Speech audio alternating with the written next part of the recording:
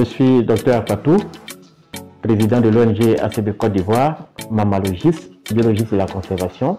Je m'intéresse également à toutes les questions relatives à la gestion durable des ressources naturelles. Je suis Gonedele Bisseri Ernest, professeur titulaire en génétique, laboratoire de génétique UFR Biosciences. Au sein de l'ONG ACB Côte d'Ivoire, je suis le responsable de la commission chargée de la protection de la faune terrestre à statut particulier.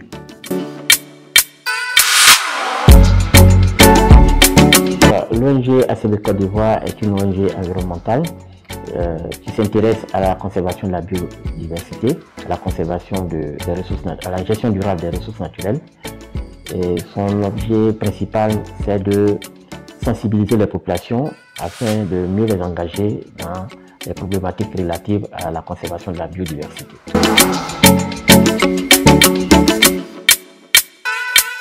Nous sommes chargés donc de travailler pour la conservation de la faune terrestre à statut particulier.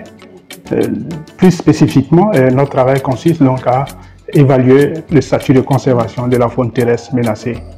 Notre travail consiste donc à faire la promotion de la loi et de la législation sur la faune terrestre. D'abord, il faut dire que les pangolins, c'est un groupe d'espèces qui est gravement menacé de disparition. Il faut noter que près de 3000 individus de pangolins sont braconnés chaque année, d'où la nécessité de prendre des mesures urgentes pour leur conservation.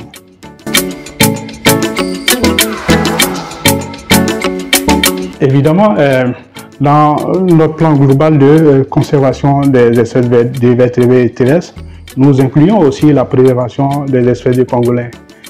Et ces actions de protection incluent donc on va dire des inventaires que nous menons pour évaluer donc le statut de conservation de ces groupes d'espèces. Par ailleurs, nous menons aussi des sensibilisations auprès des populations pour les sensibiliser sur l'importance de préserver les pangolins. Les obstacles rencontrés dans la protection du pangolin sont nombreux. Il y a le fait que le pangolin ne se déplace pas assez rapidement. Donc c'est une espèce qui peut être, les individus de cette espèce peuvent être facilement capturés. Le pangolin ne se trouve pas dans tous les habitats. Il occupe des habitats spéciaux. Donc quiconque souhaite avoir fait la chasse du pangolin sait précisément où le trouver. Et donc ce sont des éléments qui font que les pressions sur le pangolin sont énormes. Il y a aussi le fait que le pangolin, pour plusieurs croyances, fait partie des espèces qui sont utilisées par les hommes, soit pour des questions médicales, soit pour des questions alimentaires.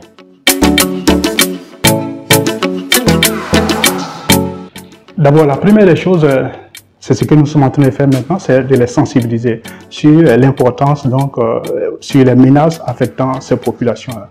Et secondairement, on a besoin que ce public s'implique effectivement dans la protection.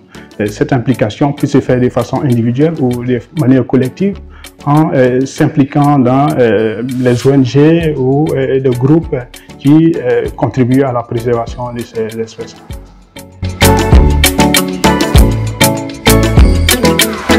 Pour une meilleure implication des communautés et des acteurs dans la protection du pangolin, notre organisation sollicite une application plus rigoureuse de la réglementation relative à la protection des pangolins.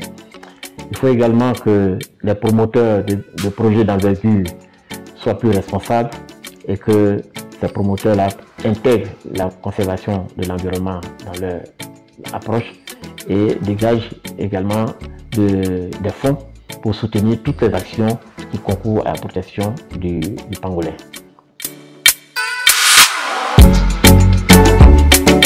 La chose qu'on attend de la population, c'est l'éveil de leur conscience et aussi leur implication dans la préservation des espèces menacées. Aujourd'hui, nous parlons de la protection des pangolins. Et bien évidemment, le pangolin il ne vit pas isolé dans la nature. Ça veut dire que nous devons nous engager pour la conservation de l'environnement, la gestion durable de l'environnement.